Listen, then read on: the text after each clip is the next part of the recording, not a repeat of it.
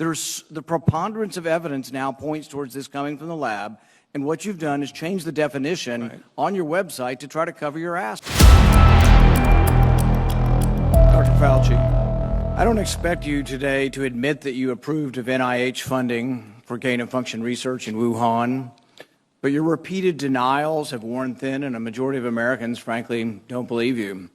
Even the NIH now admits that EcoHealth Alliance did perform experiments in Wuhan that created viruses not found in nature that actually did gain in lethality. The facts are clear. The NIH did fund gain-of-function research in Wuhan, despite your protestations. You can deny it all you want, but even the Chinese authors of the paper, in their paper, admit that viruses not found in nature were created, and yes, they gained in infectivity. Your persistent denials, though, are not simply a stain on your reputation, but are a clear and present danger to the country and to the world. As Professor Kevin Esfelt of MIT has written, gain-of-function research looks like a gamble that civilization can't afford to risk. And yet here we are again, with you steadfast in your denials. Why does it matter? Because gain-of-function research with laboratory-created viruses not found in nature could cause a pandemic even worse the next time. We're suffering today from one that has a mortality of approximately 1%. They're experimenting with viruses that have mortalities of between 15 and 50%. Yes, our civilization could be at risk from one of these viruses. Experiments that combine unknown viruses with known pandemic-causing viruses are incredibly risky. Experiments that combine unknown viruses with coronaviruses that have as much as 50% mortality could endanger civilization as we know it. And here you sit, unwilling to accept any responsibility for the current pandemic and unwilling to take any steps to prevent gain-of-function research from possibly unleashing an even more deadly virus. You mislead the public by saying that the published viruses could not be COVID. Well, exactly no one is alleging that. No one is alleging that the published viruses by the Chinese are COVID.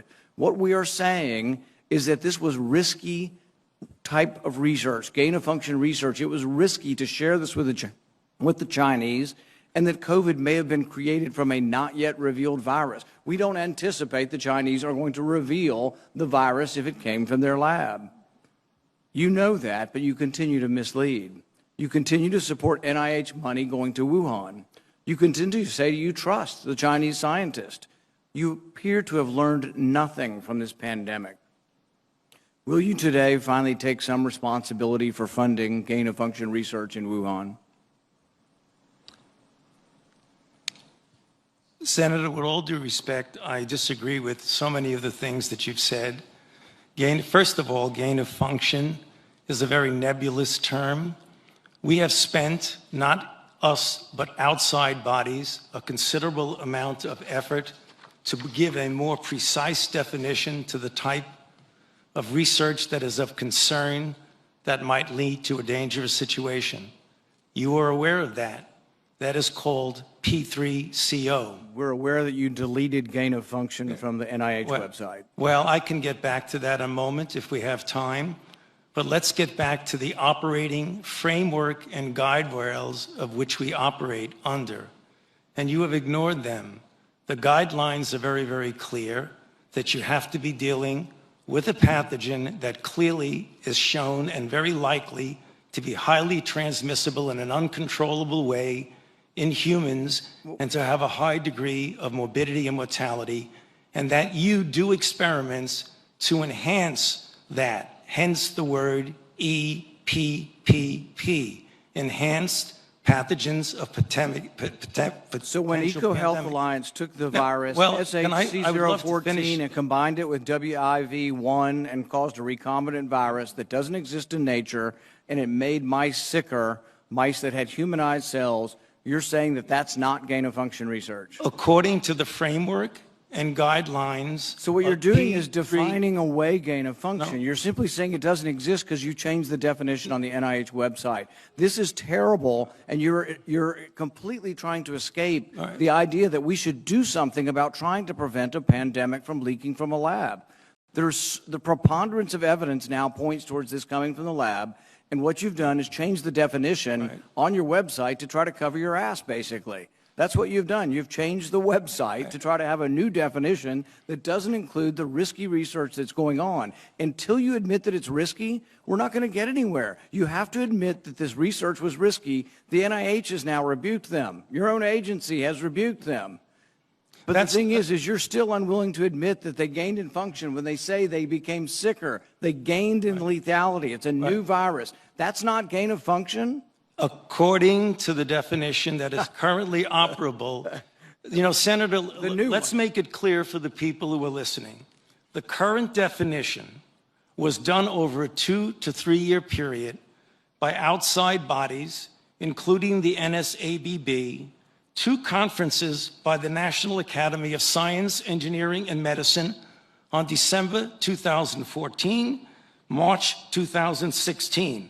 We commissioned external risk-benefit assessment, and then on January of 2017, the Office of Science and Technology Policy of the White House issued the current policy. And coincidentally, I have not the changed definition any appeared definition. on the same day the NIH said that, yes, there was a gain of function in Wuhan. The same day the definition appeared, the new definition, to try to define away what's going on in Wuhan. Until you accept it, until you accept responsibility, we're not going to get anywhere close to trying to prevent another lab leak of this dangerous sort of experiment. You won't admit that it's dangerous, and for that lack of judgment, I think it's time that you resign. Thank you, Senator Paul. And I would like to give the time to Dr. Fauci. Yeah, well, there were so many things that are egregious misrepresentation here, Madam Chair, that I don't think I'd be able to refute all of them, but just a couple of them for the listeners to hear for. You have said that I am unwilling to take any responsibility for the current pandemic. I have no responsibility for the current pandemic. The current pandemic, okay? Number 2, you said the overwhelming amount of evidence indicates that's a lab leak.